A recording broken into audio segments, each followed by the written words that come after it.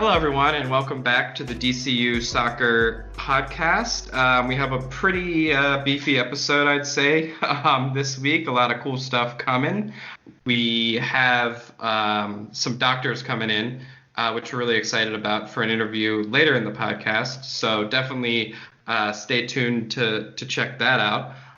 I'm joined with my co-host. Would you like to introduce yourself again? Hey, what's up? It's Daniel Wise. I'm back again, and man, we've been going through a lot, but I'm just kind of happy that soccer is making its way back into kind of the public realm rather than sort of having a black hole of either little soccer coverage or if you're gonna be nuts like me and actually like search out places that are pumping out content about like historical soccer, like if you're talking like old 1980s FA competitions and whatnot, or Italy '92 or whatever year that was. That's what I've been consuming. Also repeats of like Ecuadorian soccer on Gold TV and stuff like that. But luckily, things, well, luckily, unluckily, I don't know. We're still trying to feel this out, but soccer is finally coming back. The Bundesliga has had a couple match day weeks, and we're excited to see that. But it's a little weird because there's literally no crowd sounds. And how are you kind of processing that with what we've been able to watch on television? Yeah, I mean it's a little weird, especially with like they're starting to pump in some artificial stuff. And I follow mostly the MLS obviously and Premier League and the Championship in England, and those are my main leagues that I support teams in and really enjoy watching. So I do enjoy watching Bundesliga, but it's definitely not in my top group usually. So it has been interesting. It feels like it's kind of watching fake soccer a little bit for some of those reasons, but also because like it just doesn't quite feel. I don't know. It must be the fans, I guess, but it just doesn't quite feel right. But I definitely prefer that to having nothing, right? So that's been really interesting. Yeah, I mean, overall, besides that, I've been doing pretty well. Um, you know, as we're going to talk about later, been following a lot of the, CBA stuff, the tournament that's going to come up and a lot of that, and in anticipation for kind of this semi restart. Yeah, and kind of still going on the sort of fake soccer thing. I like that term. Or before we get on to some heavier topics, I want to say like I actually kind of like the dead silence in the crowd or in the stadiums because you get a lot of the inside baseball aspect of it where you hear coaches or players kind of barking at each other, either or telling someone to mark man or whatever, or coaches giving some sort of directions. I just think that's pretty cool. Like if it has sort of like this pickup game kind of atmosphere, and I really dig that sort of thing. Like you have these players that are sort of put on a pedestal as godlike from week to week, but then when you see it as sort of just what it is, just 22 guys on a pitch, there's something neat about that. It's kind of like when WWE and AEW, professional wrestling, for those who don't know, in the early part of the COVID crisis, they continued their sort of live recordings or whatever. They were, still doing shows, but it wasn't live. But they did it at their performance centers or in sort of like a empty arena type of situation for AEW. And what was interesting about that is it started coming off as more of a performance art piece rather than professional wrestling, because like WWE did some bits with some promos that were like really genuinely funny in how they were kind of like playing with the fact that there was no crowd in the stands.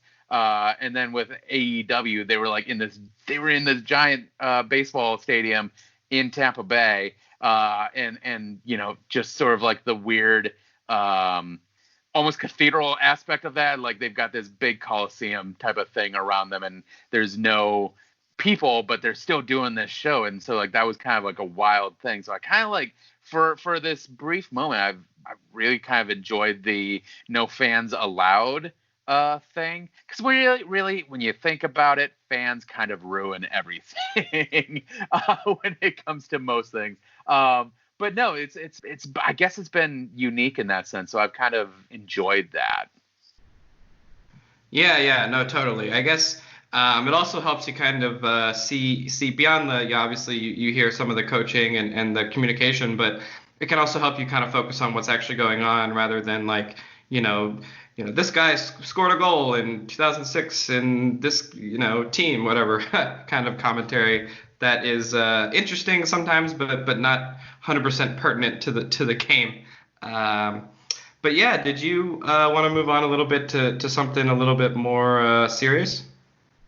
Yeah, and really it just needs to be said. And I don't, I think like in this stage, I think most of our listeners are of a certain mindset when it comes to this thing. But for anyone who sort of is jumping into this, and or maybe is a first time listener, like we are very vocal supporters of Black Lives Matter. And outside of sort of like when things happen, we are doing what we can to sort of amplify the message. And just in this time, it's crucially important to put that message out there, especially during this time where there's a lot of messages floating around where this is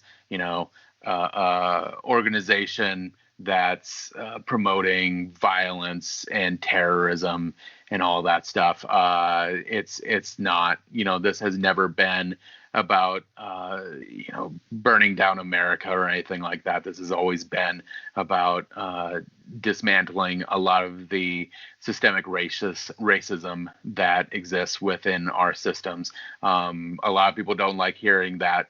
They all kind of think, racism disappeared in the late 60s, but that's just not the fact. It's become a lot more covert in sort of like the time since then, and actually with the president that we have now, it actually has become bold and vocal and very, very visible.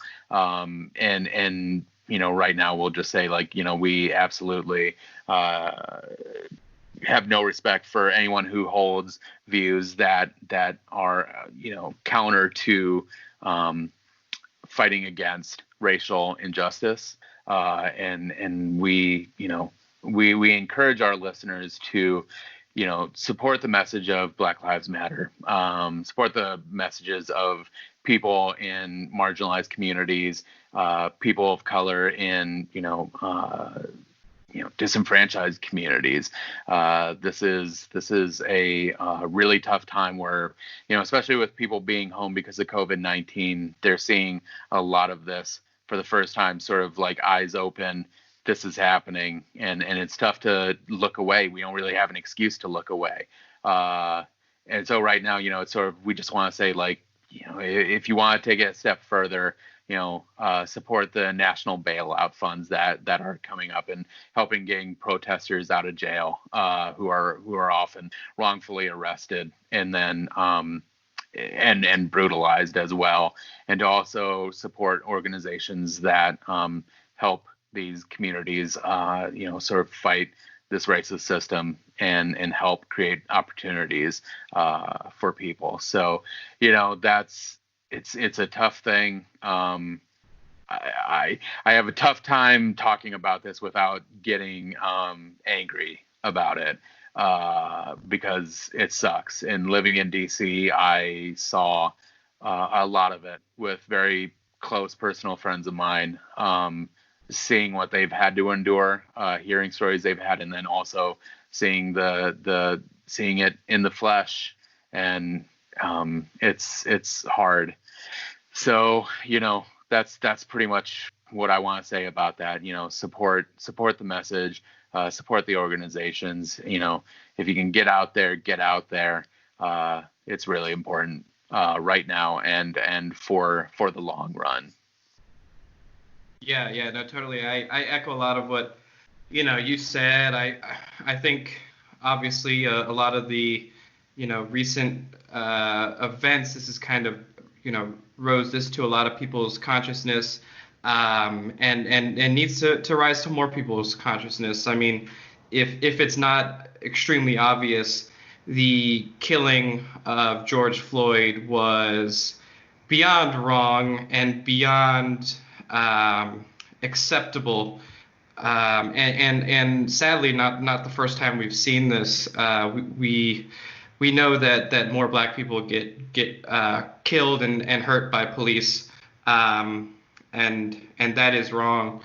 And I think you're kind of starting to see some people who didn't realize it before starting to realize it. You're starting to see people who realized it but didn't speak out as much starting to speak out more, which are both good. But slowly we are starting to see some reforms across the country, but those are not enough. I think it's really important, and if you have any issue with the statement Black Lives Matter, if you have any issue with the idea that America has, and honestly a lot of parts of the world, but specifically America at this moment, have issues with systemic racism, including but expanding beyond police brutality and police killings, then I think you need to do a very deep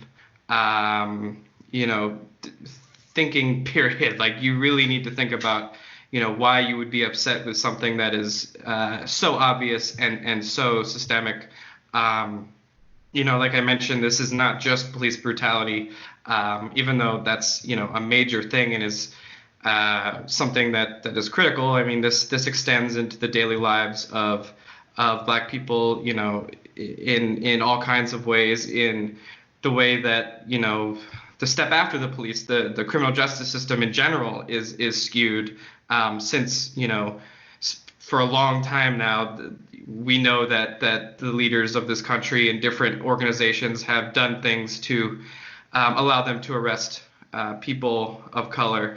We know that there are other places in society that this affects, down to education, funding for certain things, down to opportunities that are provided at a very real level, job opportunities, and all kinds of things like that. This is very systemic, but it is unfortunate that it is still dangerous to be a person of color, and dangerous in a way that causes anxiety every time people leave their house, or maybe, and honestly in a lot of these cases not even having to leave their house, and getting hurt, which is even worse. But this has got to stop.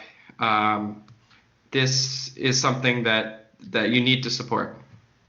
And the fact is, this goes beyond, a whole lot of things. This is a very broken system that is plagued by this crazy need for power.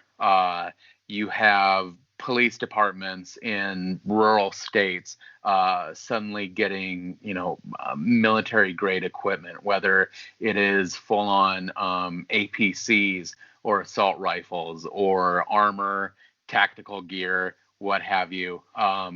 It is a gross show of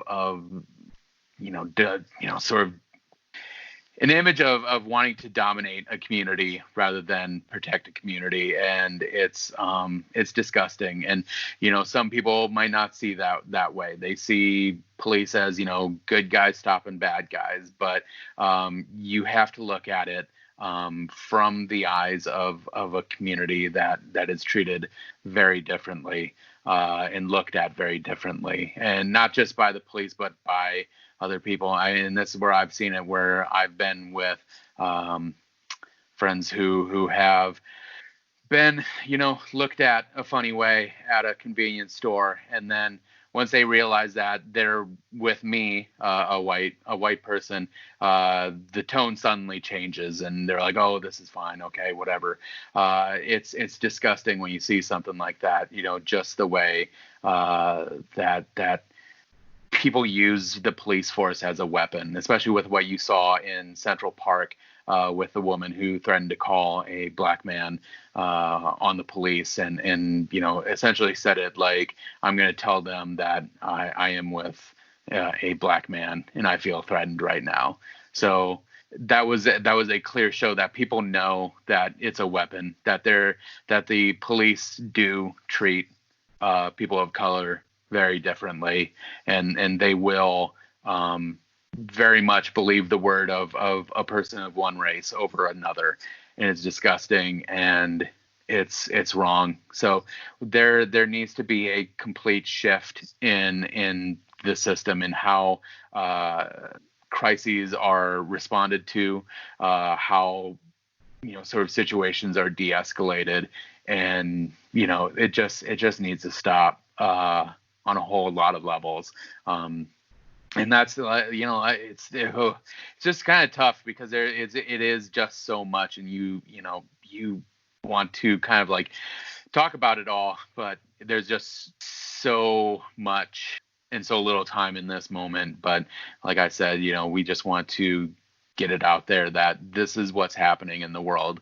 And if you don't like it, you either have to examine like why you're reacting the way you are, how you feel about it, and then you have to look at, how can I see this from someone else's perspective? And that's so important, because no one is doing that right now. They take their position and they don't realize that they're not accounting for the experiences of people they don't know. So that's before I kind of go onto a whole thing and try to like talk about defunding policy and stuff like that.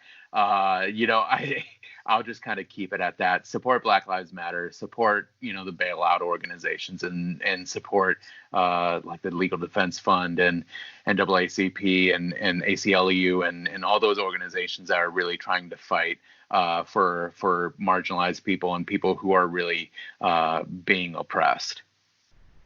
Yeah, very well put.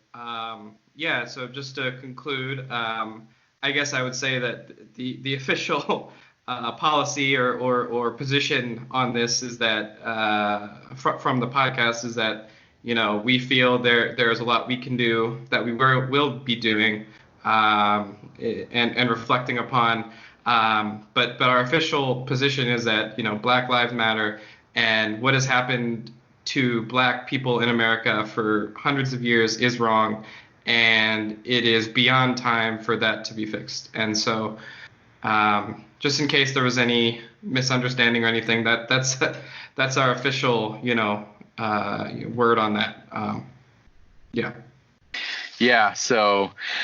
Okay, so we've covered that, and we'll get into a lighter topic now. Collective bargaining agreements. Ken, did you catch what was going on in the last week or so? Well, I saw a little bit about this. I didn't dig too deep. I saw that there was an original proposal from the MLS for return of play a while back. That was, basically it seemed like, agree to this or we're locking you out to the players. And then it seemed like, the Players Association were like, okay, well, we don't accept this. So good luck. And then the league's tone kind of changed, and they kind of were able to figure out a solution that was a lot better for the players. And I think a lot better in very meaningful ways rather than just, small things. What do you think? Well, Don Garber was Don Garber, and he eventually got his way in this, and it was really kind of him taking a nuclear option, where he sort of set a deadline where the players would be locked out from their teams unless the CBA agreement, unless they came to an agreement on the CBA. And Yeah, he basically sort of played that card, and I guess there was a Atlanta United veteran, Jeff Larentovitz, was one of the players who was, Lorenowitz. yes, who was Don't email us involved. about that. Yes, please don't. That's a very Polish name, and I'm just gonna roll with what how I said that. But I just wanted to say that, like, he was really a big part of the discussions that were happening between the Players Association and MLS, and really, he came away from that not feeling the best about, sort of the tactics that were employed by MLS, but ultimately I think the players were given a little better deal in terms of, sort of like the pay cut they'd have to receive. It kind of works out for them. It works out for the teams because obviously this whole COVID-19 thing has thrown a big wrench into a lot of plans. And, one of the things was basically, another problem he had was, like, with this return tournament that Garber planned out with the MLS's back tournament in Orlando, how they were going to get, something like 2,000 players and coaches and staff and personnel and all of that, medical personnel back down to Orlando, for this period where they're going to be away from family, from home, friends, all of that. And so, ultimately it kind of worked out for everyone in the best way it could. But yeah, it's always one of those things with these, people don't necessarily come away from these types of negotiations happy, but it seems like things more or less worked out. Yeah, no, I'm glad that they didn't accept that first agreement. Yeah, the league's tactics here was something that's not great. So I wasn't too happy about that, but it did seem like eventually they got to something that was decent. And now we have this MLS is back tournament, so that's interesting. Yeah, so the MLS is back tournament is quite possibly, well, some would argue this is a missed opportunity because if anyone remembers last year for the Cup final, there was some distinct Seattle Sounders gear that was put on display after the fact. This was mostly sort of outside venue vendors, but they were selling caps that had the Seattle Sounders logo, and then it said 2020 MLS World Cup champions. And I'm like, yes, that is, like, A, the best name ever, and B, just kind of tells you how, sort of what people know about Major League Soccer. But, I am the type of person who really believes in embracing the memes. That's why, I came up with Olsen's Furry Army when on a separate show, was talking about the raccoons and other critters that were over at RFK Stadium, that they should be brought over to Audi Field and given their own special supporters section. But there's magic in embracing the meme, and the MLS's back tournament just sounds way too corporate, way too Don Garber, and just, he's trying to make it sound legitimate, but it just sounds boring. How about, what do you think about that? Yeah, it's a little strange name. I mean, it's very on the nose. Like I was telling you earlier. Yeah, I mean, MLS is back, kind of bland. But I mean, it's also kind of hard to do this. I mean, I imagine structuring a whole tournament, naming it in like a month or two, and have everything go well or be perfect. But and there's a lot of weird stuff around this too. Like, and I was talking to you about this earlier as well. But like the tournament counts towards the regular season, which will continue after the tournament. But the tournament also has prize money and a cup, which also qualifies the winning team for CCL next year. So I'm kind of interested in this. I mean, it sounds like a lot to manage, but yeah, It's kind of strange. So speaking of Matt, like, what can you say about the format, or what's your take with how they're structuring this? Because it's going to be a World Cup style format. They're going to have a group stage where there's basically going to be a match every single day, and then they're going to get on to the knockout round tournament. Can you kind of expound on some details on that? Yeah, I mean, it's interesting because I mean I don't really know what else you do here with the constraints of they can only keep people in Orlando's for so long, and also the fact that you only have so much time because COVID's taken so much time. So I mean I guess the format makes sense in that once you examine it with all of the constraints, it makes sense. But I guess I kind of like it. I do worry a little bit about the amount of games for the players. But yeah, I mean, I don't really know what else you do here. Well, it's the amount of games for the players, but there's also the fact that they're going to essentially resume the MLS season after the fact for something like 18 weeks, I think was the number thrown out there. But anyways, yeah. So this season, or this World Cup, this MLS World Cup, I'm gonna just call it that because I hate that MLS is back tournament. So anyways, the MLS World Cup is gonna run from July 8th to August 11th, and basically players are gonna show up on June 24th. And they're going to arrive in Florida. They're playing at the ESPN Wide World of Sports Complex, which is a really impressive. Like, they're not kind of putting them on like a JV football field here. Like the Wide World of Sports Complex is really impressive. It's like sort of, you're talking Manchester City level amenities here. So like, it's a very neat thing that they're going into here. And yeah, like you kind of alluded to earlier, keeping those players healthy is going to be really important. And we're going to kind of get into that with an interview that we're going to have later in this episode. So stick around for that. But yeah, it's going to be interesting. It's going to be a lot of soccer.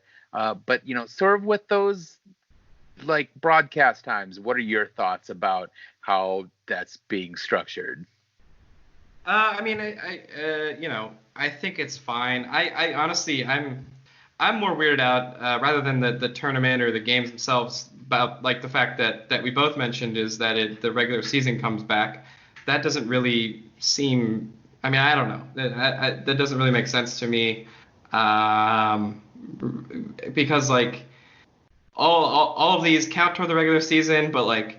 And maybe I haven't read enough of this, but like, well, what happens if you make it past the first round? Do those results count? Like, I don't know. There's a lot of unanswered questions. But also, like, what happens with, what happens, like, what's the schedule look like for the rest of the season then, which we don't know as well. So those are the things that I feel really weird about, and also the name, but whatever. I think for the most part, like, I think this is mostly just to create some type of excitement and dress a glorified like preseason thing as a major tournament or whatever. There's going to be $1 million prize pool at the end, and obviously, like, MLS is just trying to get some kind of TV revenue going here, because once MLS comes back, I believe fans will still be barred from the stadiums. So like, we're still going to have empty stadiums, which is going to be a huge hit to a lot of teams' budgets. So it's just so strange right now. But kind of getting into the times, there's going to be breakfast soccer every day, starting at 9:30. Then they're going to have a 3:30 match, followed by 8 o'clock, I think, and then 10:30 or something like that. But that's pretty much the format they're going to do for the first couple of weeks of this tournament, and then they'll break off into the knockout rounds. So, yeah, really, this is so the way they kind of said it is that they're doing this tournament, and then they're going to announce the remaining MLS schedule after the fact. So again, I don't know. I'm biased. I'm not digging this whole thing. I'd rather they just sort of like bring it back to doing regular season Major League Soccer. But Garber's gonna Garber, and you can't really stop him, and that's how I'm gonna just deal with it. Yeah. I mean, I don't mind the times too much. I think it'll be kind of cool because like it literally means you could watch stuff a lot, and it also kind of reduces the like because a lot of times in the regular season you have games on certain days and you can only really watch one or two of the games, and so there's like 10 or whatever going on. So this should expose people to a lot more different teams and stuff, which I really, really like. One bright part about this is the fact that, like, I think what's being adopted sort of in a lot of, or most, if not all, the leagues around the world, is the 5 substitute change. So instead of having 3 substitutes throughout an entire game, there are 5 now. So I think that creates a better chance, especially for players who receive knocks. They don't have to feel so pressure or have to get back out on the field and play injured if like there's a substitution, especially if it's a course where a team's ahead and a coach can sort of decide like, hey, let's just hold and live to fight another day with this player rather than risk an injury getting exasperated. So the 5 subs, that's great, much better than 3, and I'm sure for coaches it gives them some really good options, especially if a player is out of form and they're showing it on the field, or if a player gets hurt, they just have a lot more options at their disposal. Or if like a red card happens, they still have options available in that regard as well. So it's a really good change, and I fully support that. Yeah, I mean, hopefully Olsen uses them. Usually, we kind of wait around for him to make subs. So, it'd be real, funny, I guess I should say, if we have 5 subs and Olsen still uses 1 in the 90th minute. But to be fair, he has owned up to that mistake from that match against Colorado, using no subs. He did own up to that, and so hopefully that is something he does pay a lot more mind to going forward. Yeah, no, totally. Did you want to talk about the group and kind of the draw a little bit heading into the tournament?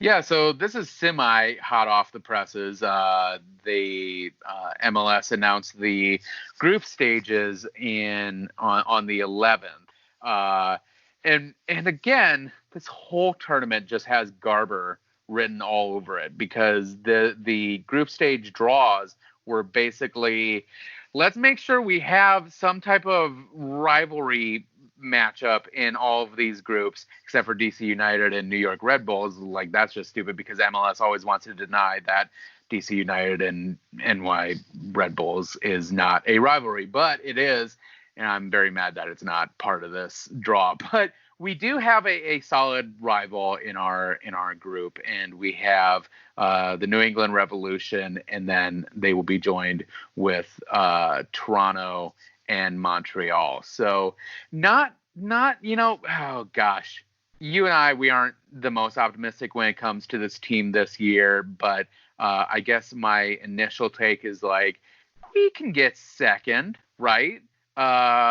But I'm sort of like, man, Toronto's strong, and Montreal under Henry they look decent, and so I don't know. It's tough to tell exactly, especially after this long break that the team's had, how DC United is going to come out of this. So, are you on the ledge with me, or do you have the grit to like talk me away from the ledge? Yeah, I mean, I'll talk you away from the ledge, but probably not in the direction you were hoping. Fair enough. I mean, I was initially, I mean, obviously, I think this is a pretty easy group comparatively to the other ones. So I think, it's a group that we should you win. We should win this. I think.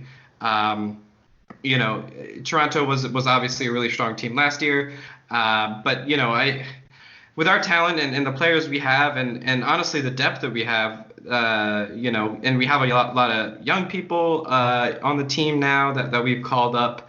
I think we should be able to win this, but I don't think we will. To kind of be a little bit pessimistic, you know, I think with the two games we played, we looked pretty rough, and those were against the Rapids and the expansion team, Miami. You know, and we looked sluggish and slow after a break, so I expect that to continue.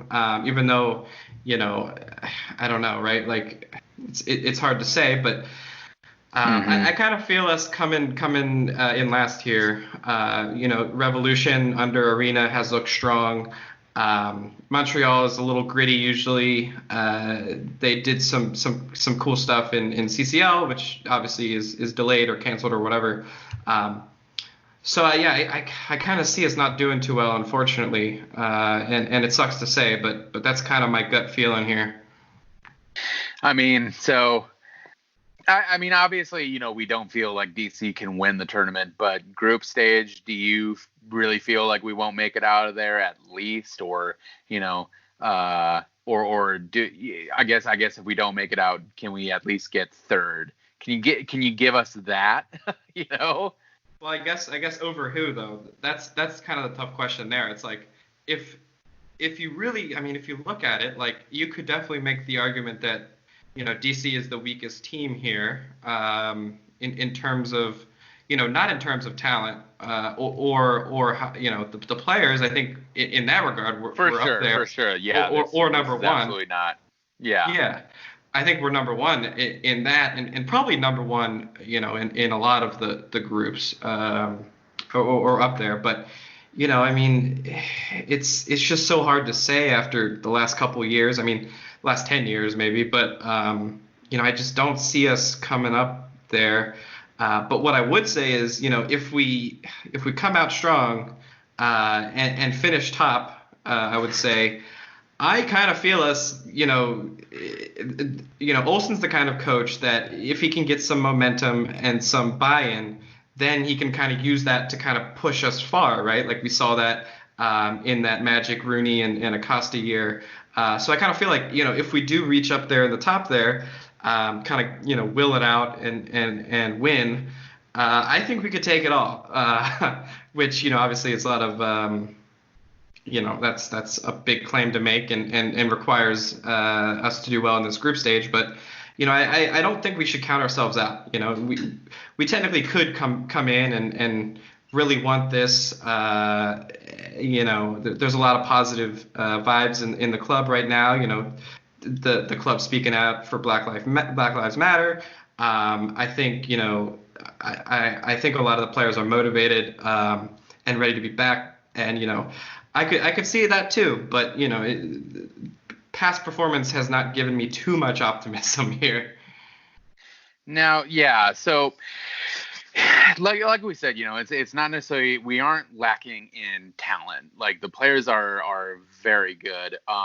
I have a certain amount of respect for Ben and what he does as a coach. I know he's a very divisive figure, but you know, especially during the time that we did a lot of our research looking into the history of DC United, I came to really appreciate him as a player and sort of what, you know, how he's become a bit more public facing lately. He's had some really good interviews, and so you know.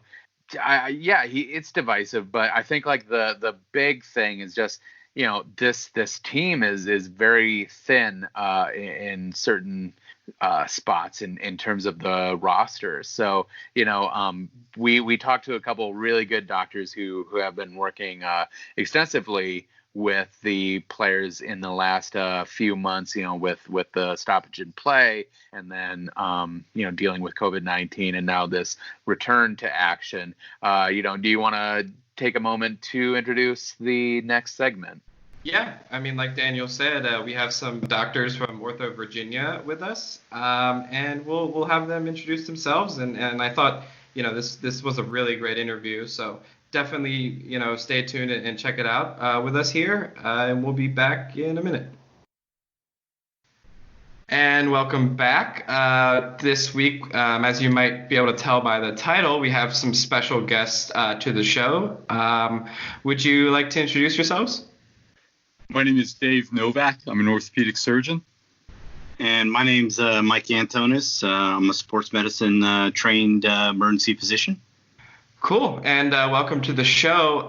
Would you like to give us a little background on more about what the clinic does and how that relates to the team and kind of your parts in that?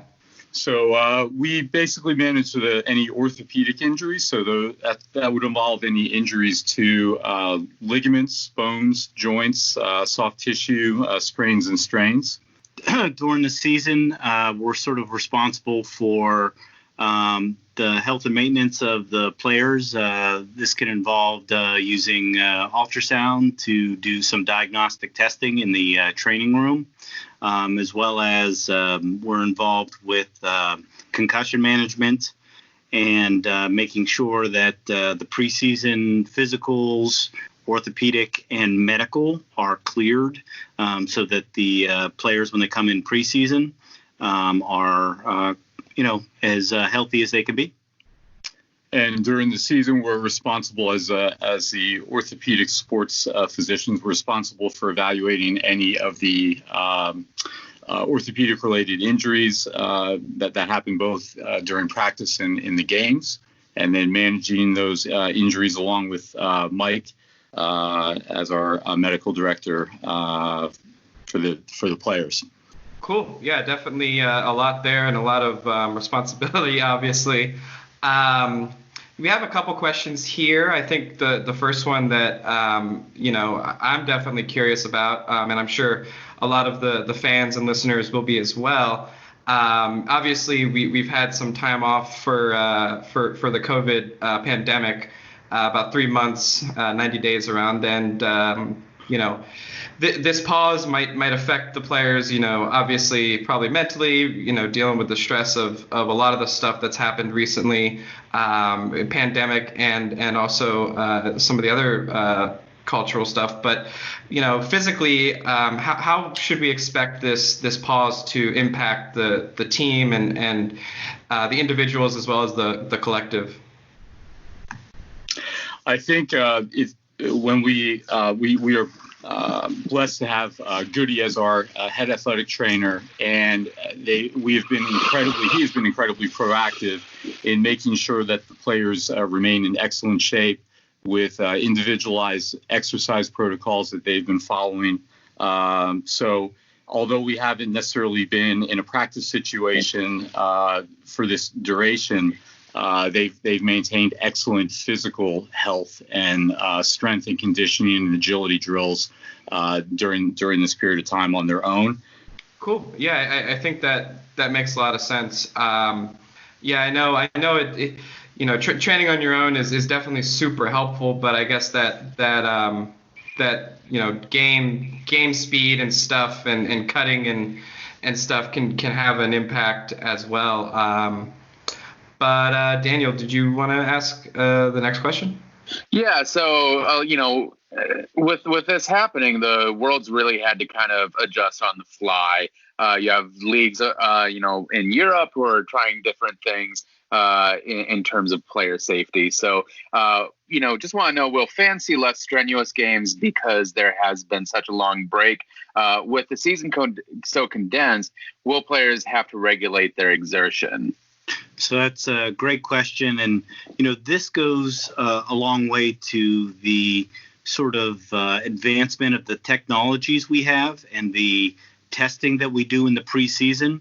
So even though we had this break and the guys played 2 games before the break, we had gone through a full training camp and training regimen.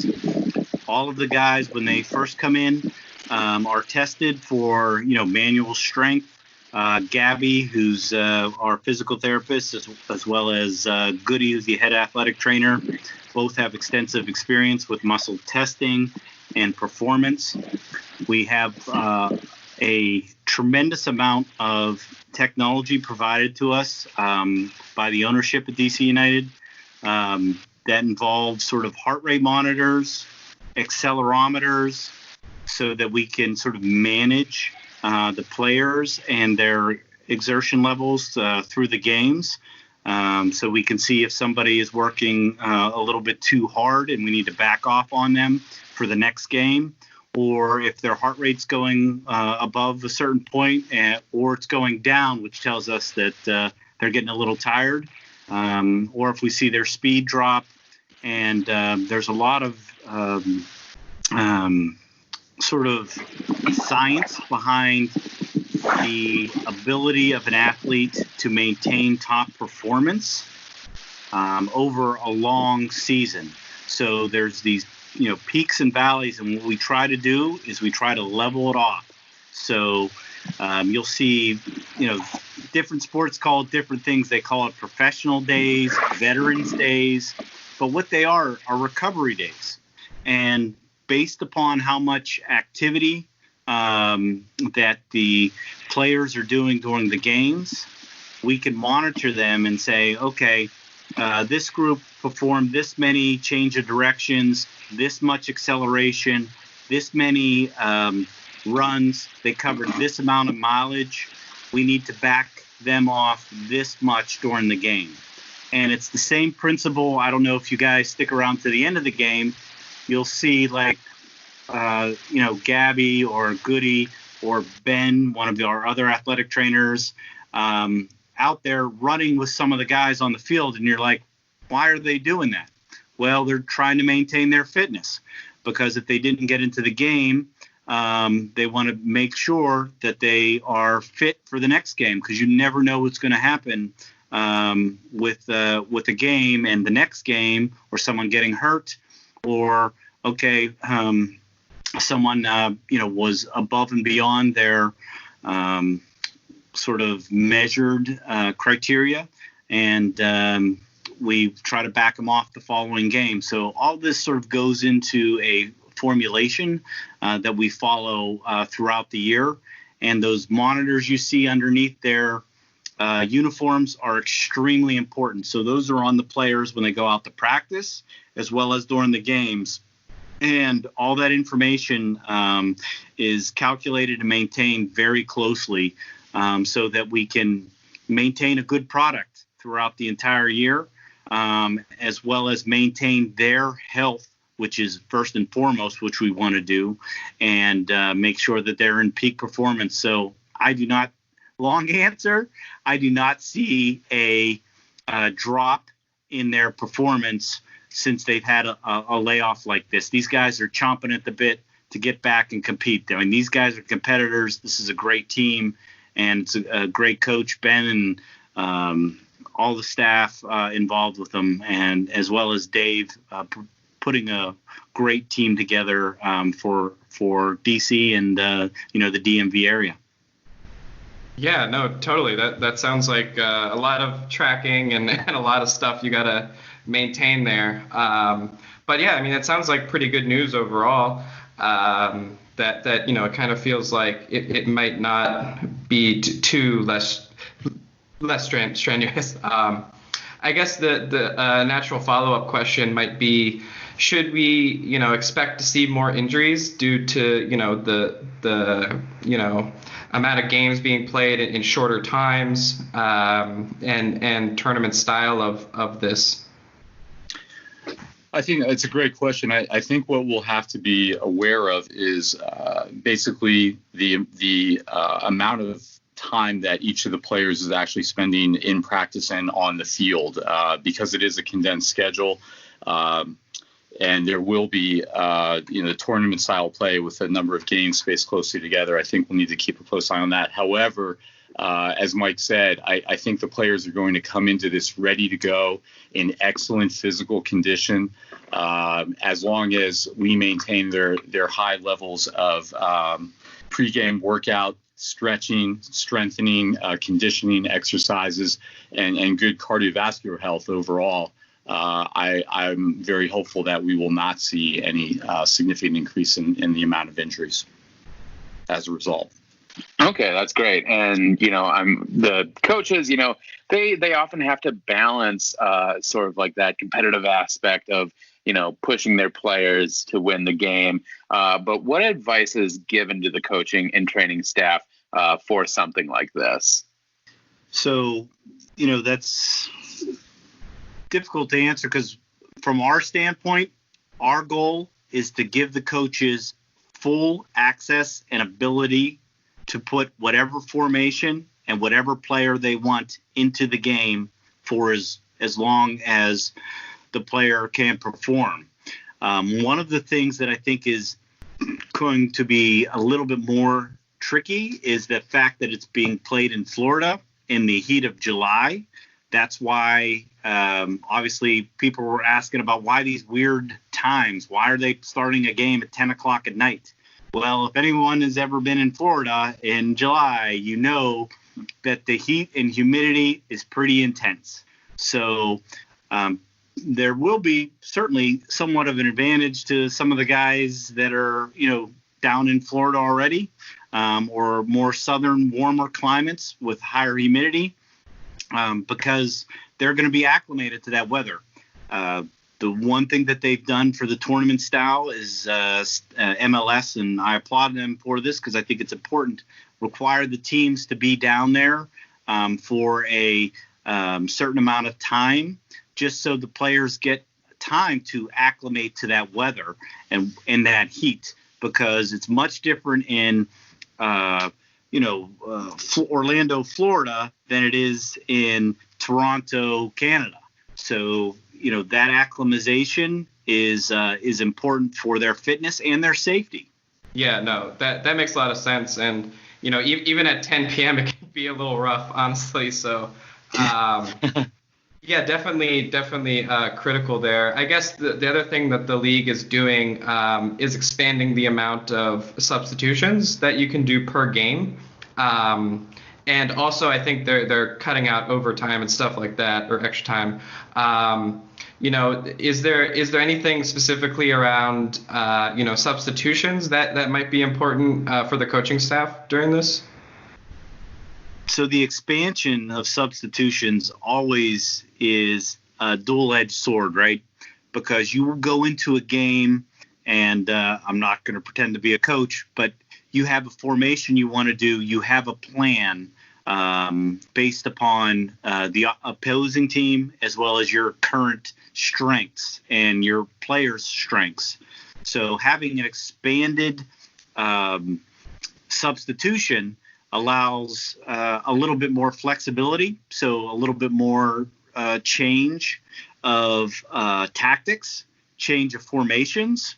But the difficult thing with soccer is, once you pull out a certain player, whether they're in, the 9 or the 10 spot, for example, sure, they could drop back in the formation with certain players, but if you take out someone and another person gets hurt, then your tactics kind of backfire because you are now forced to play in the even different formation that you were planning before. So you've got to be cautious with the substitutions because you may drastically change the impact of the players and the game, and also understand that when you're playing tournament style games with so many games within a shortened amount of time, you want to save some of the players as much as you can without giving up too much of an advantage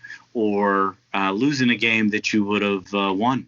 So I think the one thing that is going to be really difficult is playing the games without the fans, especially in the DMV, because I've been in multiple stadiums across the league, and when you're standing there at the center of Audi Field, where I stand as venue medical director, and you start hearing the Screaming Eagles just start going into their chants, and you see Bill make a great save, and you start hearing Bill, Hamid, Bill, Hamid.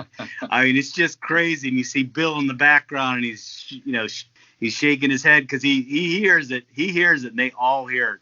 When the red smoke gets popped and, the stadium just erupts on a goal, that's going to be hard to replace. I mean, the players, as you know, at the end of the game always salute the fans, and it is going to be hard to break that tradition. And it's going to be something that's going to be hard to replace. But I think in order for us to start getting back to normal, we need to start getting back to competition, and hopefully the fans can get back sooner rather than later. Because with soccer, it's a passion. It's in your heart. It's so much more than the sport. I had the chance last season to be at the last playoff game and to see Audi Field rocking with 20,000 people in attendance. That just, it brings a whole new vibrancy to DC and to the team, and the excitement level that's there is absolutely palpable, and it's really something to be a part of, and we're lucky to be a part of it. It's fantastic for the city. Yeah. It's even if they had continued playing games, it's not really the same. And with this tournament, it obviously will be great to kind of get some entertainment and some relatively local soccer on TV. But the feeling of tailgating and going to the stadium and chanting with everyone and seeing all your friends is unreplaceable. So that's definitely something we're all sad about. But yeah. For sure. But I think once the games start going on, you're going to start seeing once they get into different phases, you get up to 50 people at a location. I think you're going to see the Screaming Eagles and all the DMV fans really sort of have their own watch parties all around the city in different locations, and I think that will also be really cool. That'd be great. Great to have you back. So this kind of goes a little bit beyond kind of like the competition, but obviously with how the world's been affected with COVID-19, what's been sort of the or how have you really sort of instilled like the importance, with the players? How have the players taken to like your instruction as far as how to deal with that, and how are you trying to treat them and sort of like with that in mind, and then also to remind them of what they need to do sort of on the field or just kind of in their daily lives in that regard? I think that's something that is extremely important. We are so lucky, like I said, to have an experienced head athletic trainer like Goody, because these are unique times, and the players realize that, and we have to be extremely vigilant with regards to hygiene, maintenance of facilities. There's got to be coordinated effort within the team and the team trainers, as well as the team staff, the team equipment staff, to make sure that all the implementations that we use with practice, whether they be cones or dummies, goals, any of those have to be cleaned thoroughly. The players are constantly reminded about social distancing, the importance of wearing a mask. You can't walk more than 20 feet without seeing a sign reminding you, wash your hands, cough into your arm. They're constantly reminded to never let their guard down at this point in time, because this is unique experience, and the testing that the league has mandated is extremely strict, with very tight timelines with regards to COVID, which is, I think, you have to for player safety. And we've been talking about resumption of play and having meetings about resumption of play since basically the end of February. I'm sorry, not the end of February, end of March, once they started shutting everything down, because we always try to use that data to sort of figure out how are we going to restart. So there's been a constant communication within the league and from the league in regards to what we need to do for health and well-being of the players and put a great product on for the fans. Yeah, that makes a lot of sense. I mean, especially with COVID being, affecting your respiratory systems and stuff like that, it could be, really dangerous for the players and potentially their careers as well, which, is obviously a huge thing for someone whose career already is not long lived. Yeah. So I think that's most of my questions. Daniel, did you have another one? That's pretty much it on my end. Also, let us know about, and let the listeners know about, your clinic and where they can find more information about that and potentially yourselves as well. Sure. So I'm with OrthoVirginia, and we're a statewide orthopedic group. We have multiple offices all over Virginia. My particular group is concentrated in Northern Virginia, around Metro DC, and we have 10 offices in that location.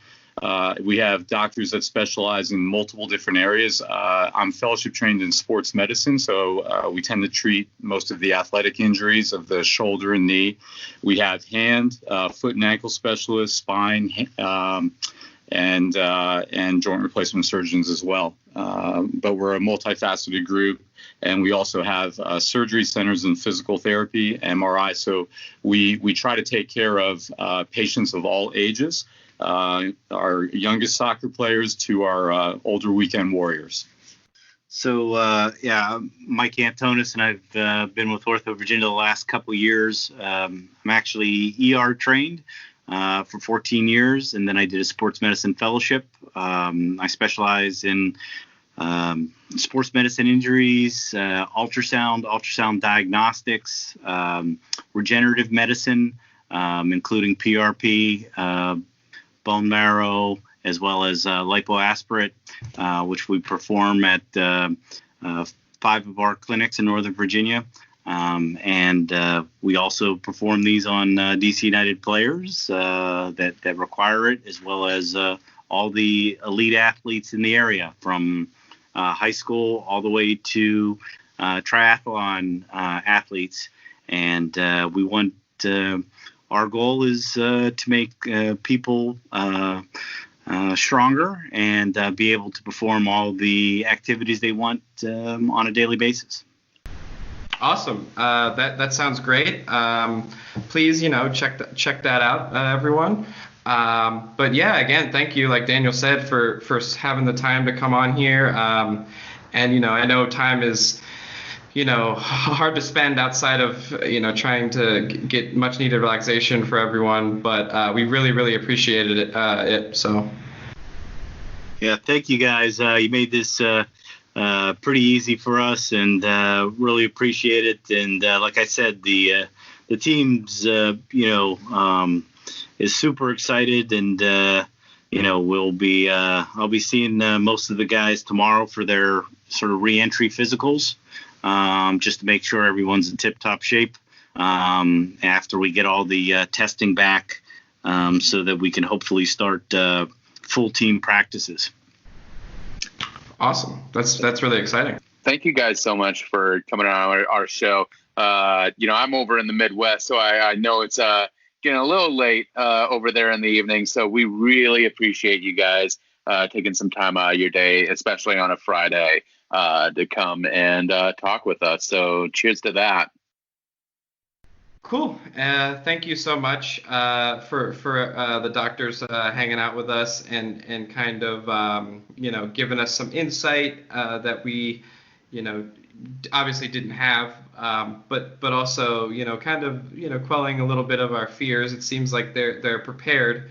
The players and staff are prepared for this, and they've been talking about it for a while. So that's really good to hear.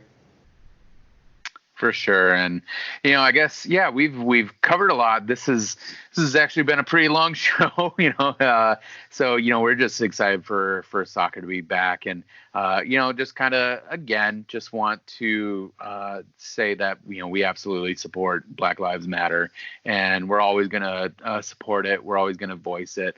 And the important thing is just creating allyship and really supporting these groups. And DC United has really stepped up with what they did at Audi Field, having the words "I can't breathe" and BLM painted onto the field was a really good statement from the team.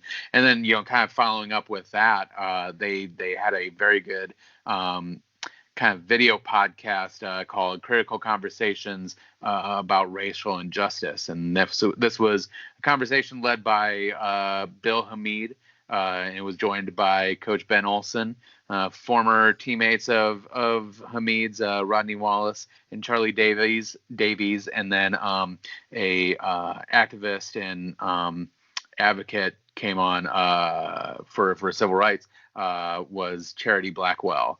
And they just had a deep, pretty deep hour-long conversation about, what their personal experiences have been, kind of wrapping, sort of unpacking and unwrapping a lot of what's happened recently. And then, sort of, talking about, how the league's been responding. And, it's just a really good conversation. So highly suggest, that people give that a look.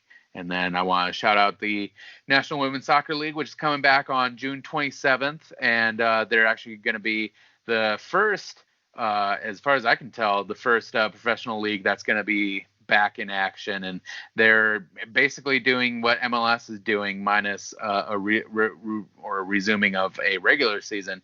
But they're just going to do a month-long tournament called the NWSL Challenge Cup, and that's going to be taking place in Utah. So, if you're able to catch those games, definitely catch them. Support the women, and that's just really important.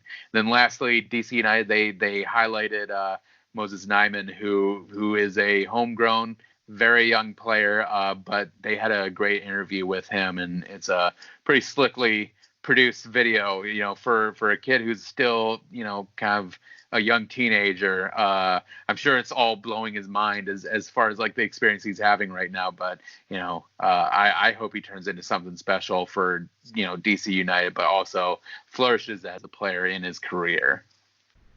Yeah, I got some chances to see him play Loudon last year, and he's very talented, very gifted, kind of a game changer in the midfield, in a couple of those games. And so I know that the DC United thinks very highly of him, obviously, but yeah, he's a really exciting prospect. A lot of the young guys are, but Moses has kind of a special touch to him on the ball. But yeah, I mean, you mentioned the critical conversations. I had a chance to catch that when it was live.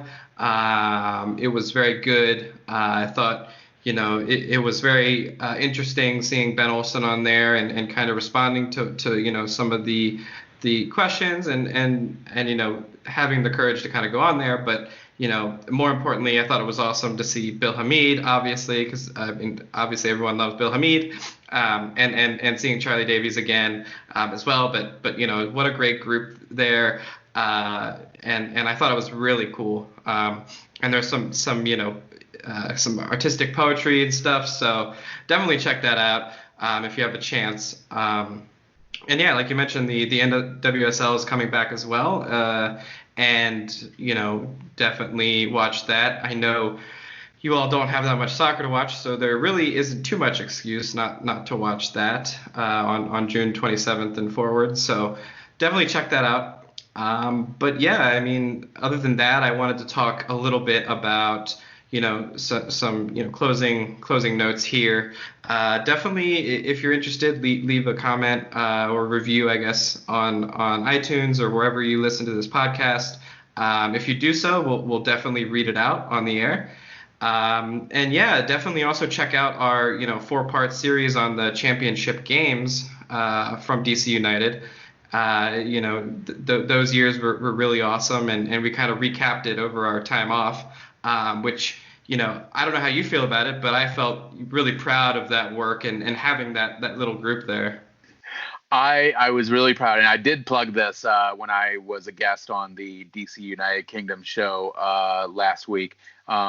Yeah, we worked entirely way too hard on this show, and but like we care about this team so much, and it was just a fun project to research these championships that happened well before I sort of came into the fold of the club.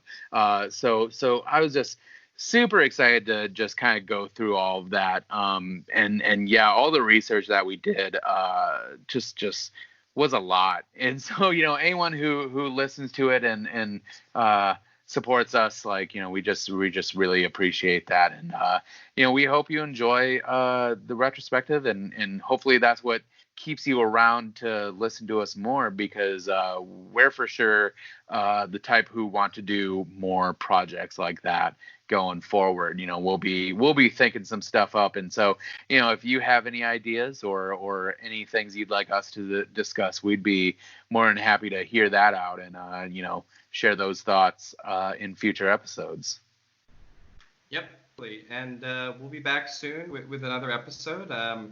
And I'm hoping to get maybe more details on or maybe I'll inform myself more with the tournament, since the draw is so recent. Kind of be interesting to learn more and really examine all of the groups. But yeah, for now, thank you, and please leave a review.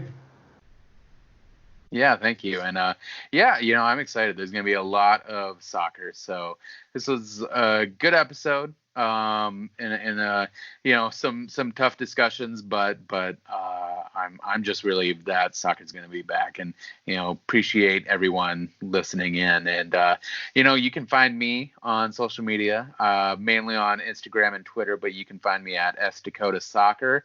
And yeah, would love to talk with anyone who wants to learn about soccer or learn about DC United. Love sharing that type of knowledge with people, so find me on there. Yep, and you can find the show on Twitter as well at DCU_soccer, along with some, I guess, not too hot takes, but fun stuff, I guess. But yeah, see you next time. Come to me for the hot takes. I'm all about those. Yeah, and then email Daniel about them. Yeah. Cool. All right, see you next time.